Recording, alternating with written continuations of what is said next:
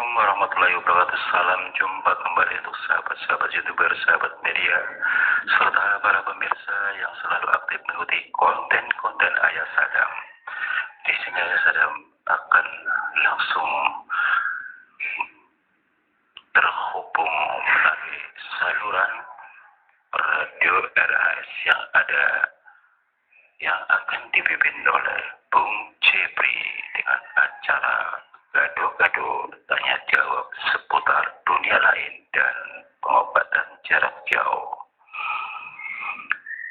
Tak lupa pula semoga baik seluruh para penggemar, para pendengar setia di seluruh tanah air Indonesia, baik di Jakarta, Jakarta Selatan dan lingkungan sekitarnya, termasuk ke negara-negara tetangga di mana saja berada, baik terutama negara tetangga kita yang terdekat, baik Malaysia, Korea, Cina, Jepang, Italia maupun Singapura dan Pakistan, termasuk Palestina, Dubai, Abu Dhabi, Arab Saudi, dan termasuk negara-negara tetangga yang lainnya. Semoga kita tetap dalam lindungan Allah Subhanahu wa Ta'ala.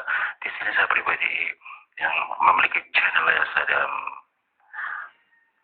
terima kasih sebelumnya atas senggol-senggol Anda untuk bergabung adanya radio RAS yang ada untuk Anda. Mari kita simak sama-sama jalannya radio RAS yang ada.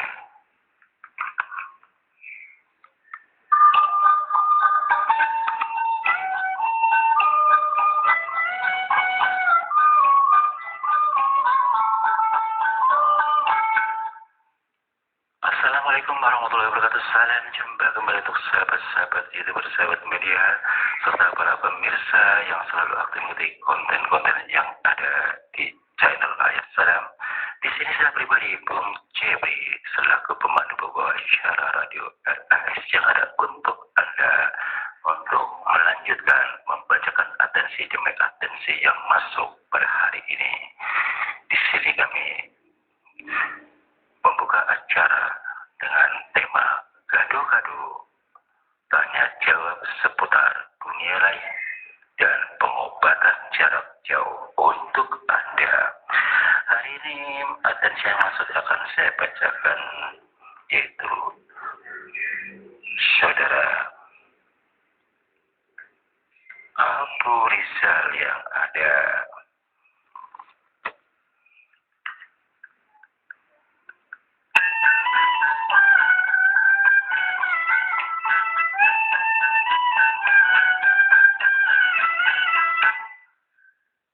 Assalamualaikum warahmatullahi wabarakatuh. Salam jumpa kembali untuk seluruh para penggemar, para pendengar setia di seluruh tanah air Indonesia, termasuk terutama Jakarta, Jakarta Selatan dan sekitarnya. Dan tak lupa pula salam hangat untuk seluruh awak media, sahabat YouTuber serta para pemirsa, dan termasuk negara-negara tetangga kita, baik Malaysia, Cina, Korea, Singapura, Italia maupun Jepang dan Pakistan, termasuk Saudi Arabia, Dubai dan negara-negara yang lain. Semoga kita semuanya tetap dalam lindungan Allah Subhanahu wa Ta'ala. Di sini saya pribadi atas nama pembawa acara di RAS yang ada Bung Jepri untuk Anda semua dengan tema acara gado-gado tanya jawab seputar dunia lain dan pengobatan jarak jauh adanya.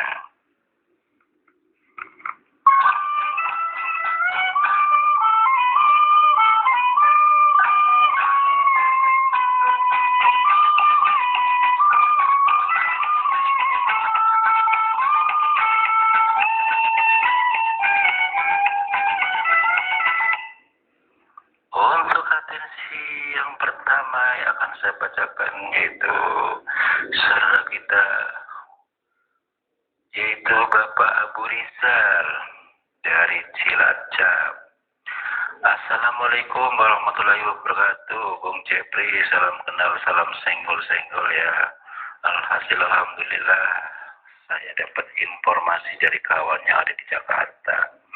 Kebetulan ada sedikit yang saya bicarakan nih Bung Jepri, sebetulnya sudah 1 tahun yang lalu.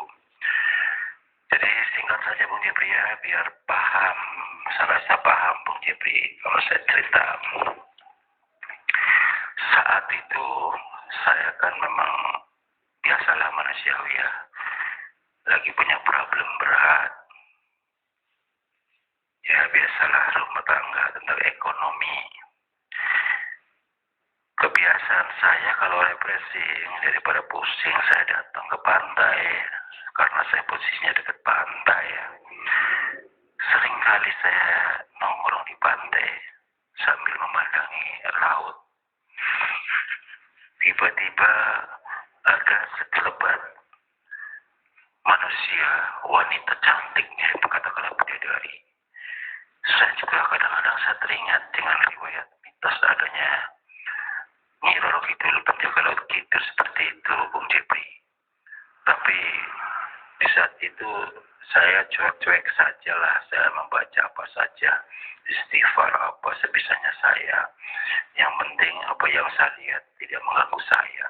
Masa bodoh, memang saya lihat dia terbang ke sana kemari di pinggir pantai, terus sekali-sekali dia berdiri di atas batu-batuan di pinggir adanya pantai.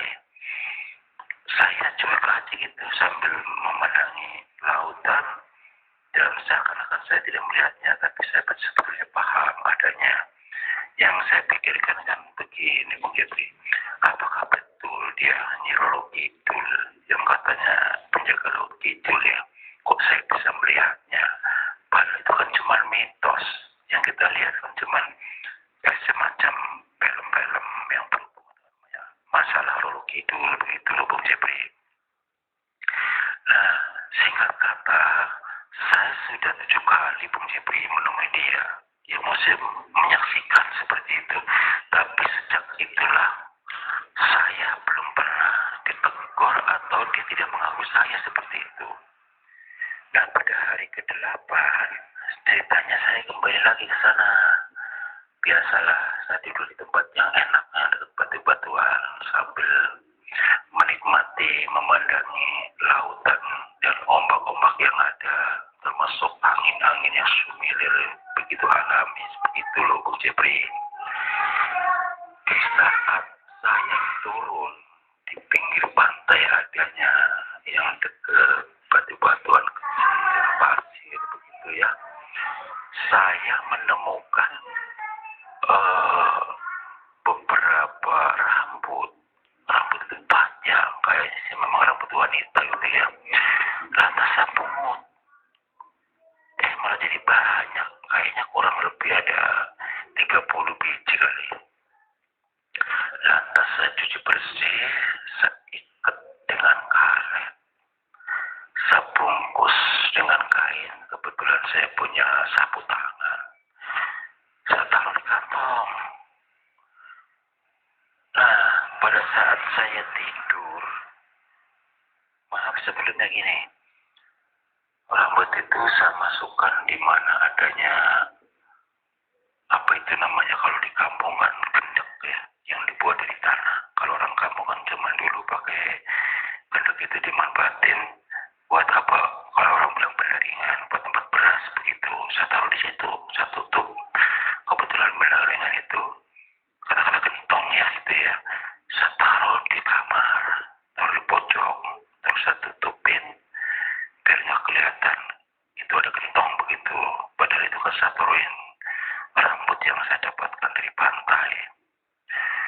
Nah, beberapa hari kemudian setelah ketemu rambut itu saya taruhkan di situ, kok saya bermimpi bertemu dengan wanita yang saya lihat di pantai, yang saya anggap itu adalah Nyi Roro Kidul, penjaga laut Kidul begitu Bung Jepri. Dalam mimpi saya itu begini, dia mengatakan, "Hai saudara manusia, bukalah gendek itu." Dia mengatakan gendek katanya yang dibuat dari tanah tuh, yang saya bilang gentong gitu ya. Nanti kalau ada sesuatu, manfaatkan dengan baik untuk keluarga Anda.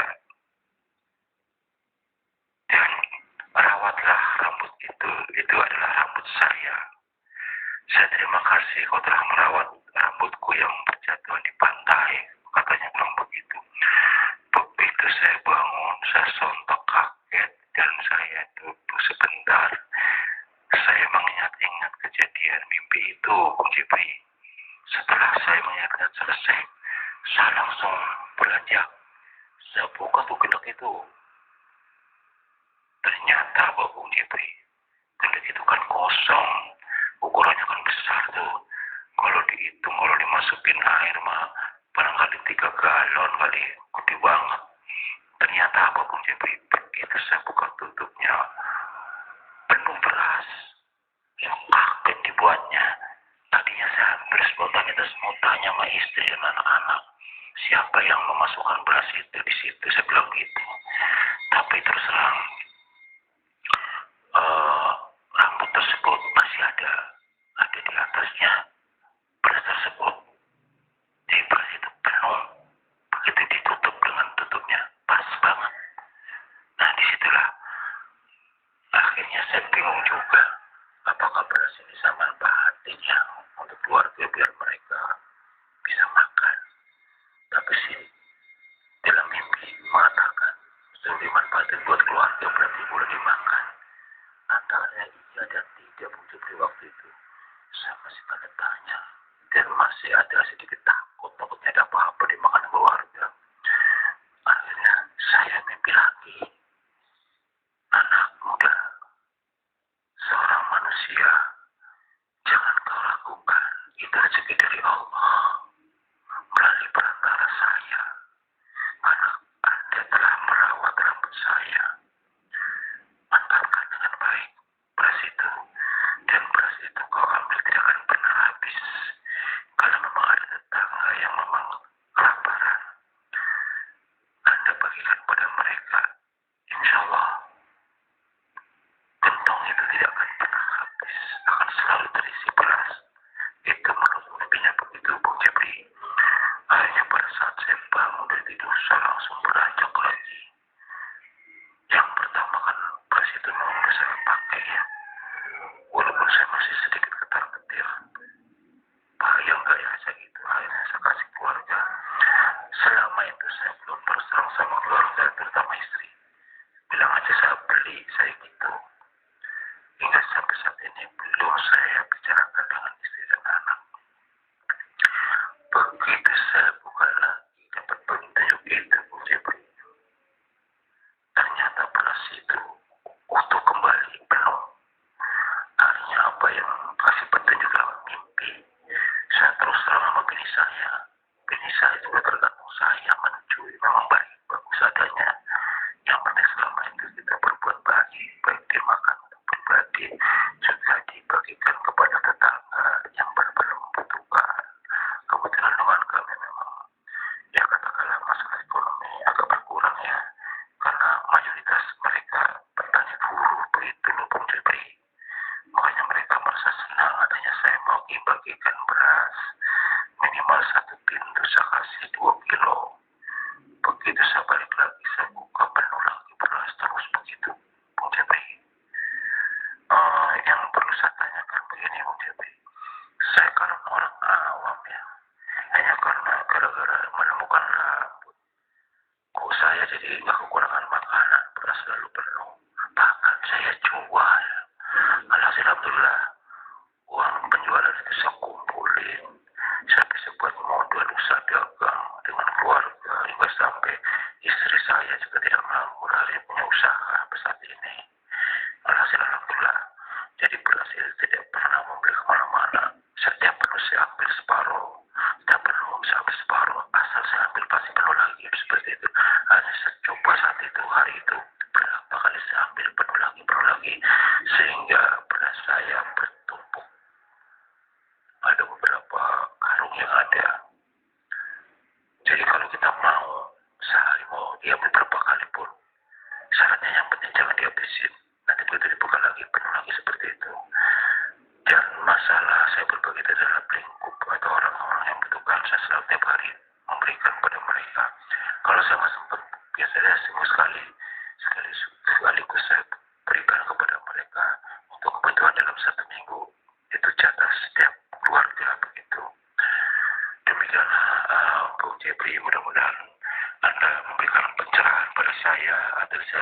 bisa dan tulisnya seperti apa. Terima kasih atas muatnya atensi saya, Bung Jepri. Wassalam.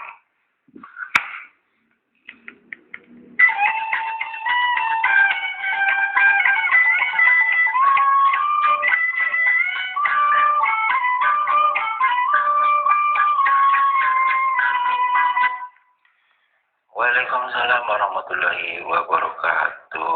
Saudara kita Abu Rizal ya, usia 40 tahun dari Cilacap. Beliau mengatakan setiap punya problem tentang masalah ekonomi selalu duduk refreshing di pinggir pantai Cilacap ya. Memang enak menikmati udara segar sambil menikmati ombaknya laut ya. Lantas Anda sering bertemu dengan sosok wanita cantik, bidadari katakanlah seperti layaknya menurut kisah Roro Kidul, sampai berpikir ke situ ya.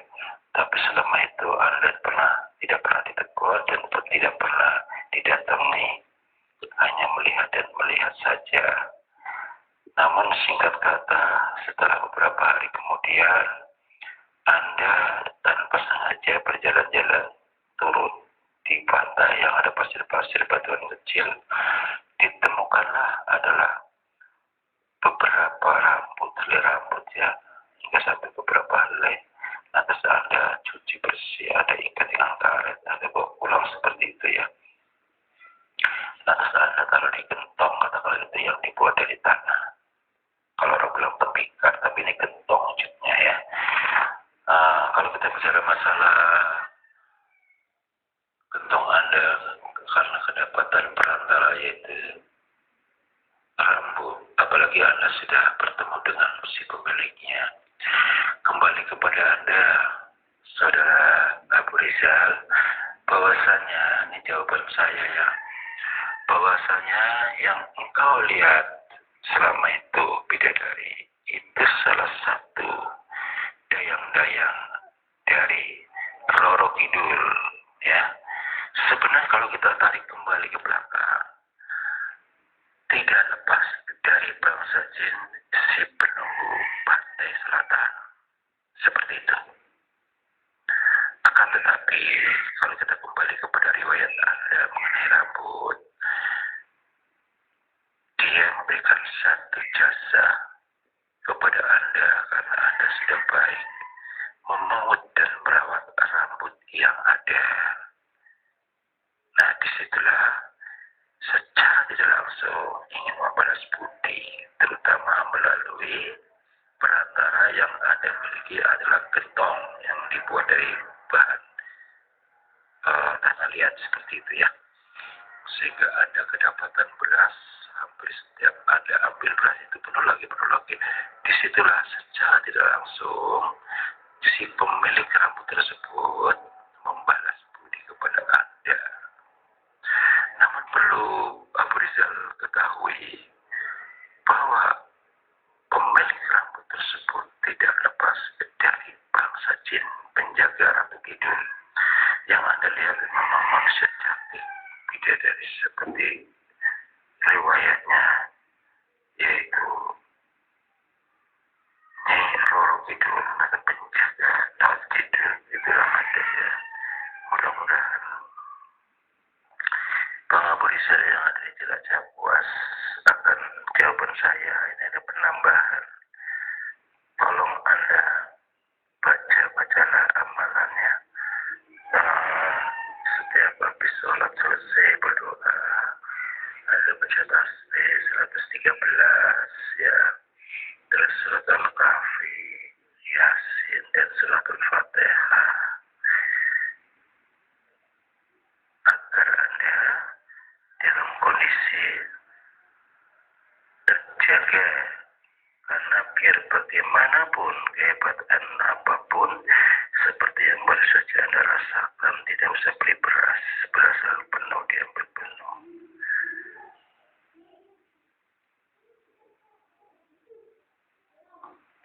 Dan mengenai masalah beras, seperti yang Anda ceritakan tadi, lanjut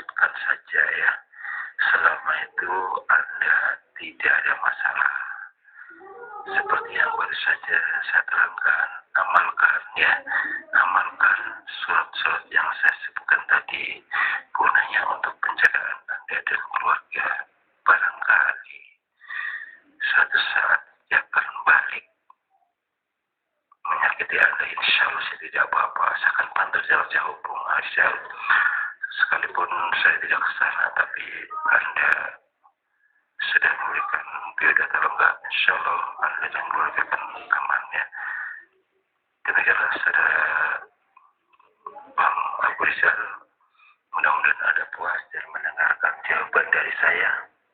Terima kasih, wassalam.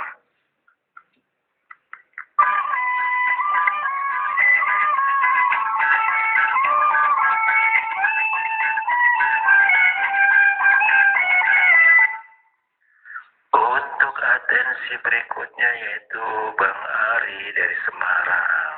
Atensinya mengatakan, Assalamualaikum warahmatullahi wabarakatuh, Bung Jepri.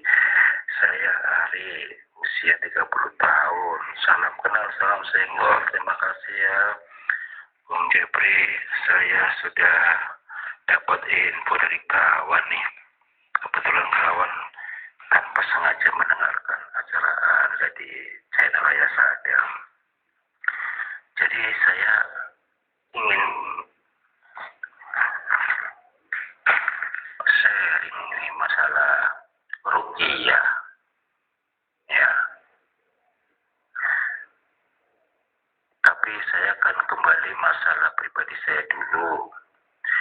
Saya kan waktu itu lagi jalan-jalan di mana adanya selokan dekat sawah, karena rumah tinggal saya kan gak jauh dari sawah.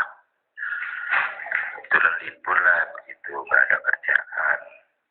Tiba-tiba ada joran bergerak. Saya pikir ada orangnya. Ternyata joran itu kelihatan masih baru, belum dipakai. Dia bergerak mendekati saya. Tiba-tiba sudah kurang lebih 1 meter di hadapan saya. Ada suara, anak muda, terimalah joran itu. Itu sudah milik Anda.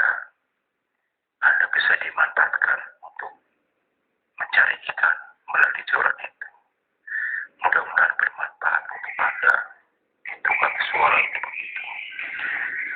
Atas antara ragu dan tidak, alas joran itu saya ambil. Saya amati betul-betul, memang ini joran ya. Tapi bagusnya bukan main. Pegangannya juga mengkira-kira kayak berlian. Itu kan dilihat dalam hati saya begitu, Bung Jepri. Terus karena saking penasarannya, saya coba deh beli alat-alat yang lain yang kurang. Akhirnya saya coba mancing. Hitungan detik, Bung Jepri, begitu saya lempar umpan, dapat lagi terus. Itu nggak nyampe seberapa jam barangkali, Bung Jepri. Pokoknya setiap saya jatuhkan umpan, dapat lagi ikan. Bahkan sampai saat ini saya menjual ikan 1 malam aja udah dapat berapa kilo hasil tuh. Mohon berjalannya, Bung Jepri. Wassalam. Waalaikumsalam warahmatullahi wabarakatuh. Untuk saudara kita, saudara Arya dari Semarang, beliau mengatakan jalan-jalan di selokan dekat rumah, menemui joran yang bergerak sendiri. Begitu joran sudah mendekati kurang lebih 1 meter, ada suara seperti itu ya, Bang Ali. Saudara Bang Ari, biodata Anda belum masuk. Kalau biodata Anda masuk, saya bisa menjawab secara detail sesuai dengan apa yang Anda riwayatkan kedapatan joran itu. Apakah joran itu didapat dari sesuatu gaib, tidak lepas dari bangsa jin, ataukah dengan yang lain? Karena dasarnya kalau saya ingin membantu Anda atau Anda butuh bantuan saya, ya Anda lah yang harus mengirimkan biodata.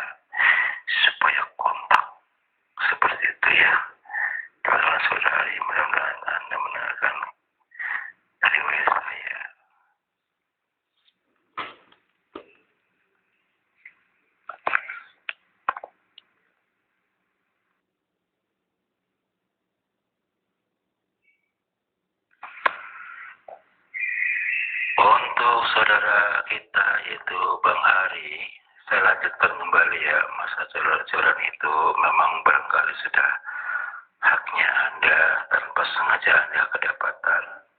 Namun perlu Anda cermati bahwa curhat itu tidak lepas dari hal-hal gaib yang memberikan yaitu bangsa jin. Jadi sekalipun Anda tidak bertemu dengan saya dan tidak memberikan biodata lengkap, ya memang harus Anda mengirimkan kembali biodata lengkap ya untuk jaga-jaga Anda ya. Anda terus lanjutkan manfaatkan jalan itu ya. Bisa saja Anda menjadi seorang pedagang ikan melalui jalan itu, karena dengan hitungan menit pun Anda bisa mendapatkan banyak begitu berkilo-kiloan, berapa kilo ikan saja. Anda seorang muslim pasti rajin ibadah. Jangan lupa pada saat doa penutup terakhir Anda bacakan wabil khusus ya untuk penjagaan diri, baca suratul yasin ya, diniatkan karena Allah. Nanti pada ayat terakhir, satu ayat sebelum terakhir, innama amru idza arada syai'an ayahqul lahu kun, Anda niatkan karena Allah. Jagalah hamba-Mu, jagalah kesehatan keseliman, mudahkan urusan kami, tingkatkan derajat kami, begitu aja ya. Baru dilanjutkan dengan kun fayakun, seperti itu ya.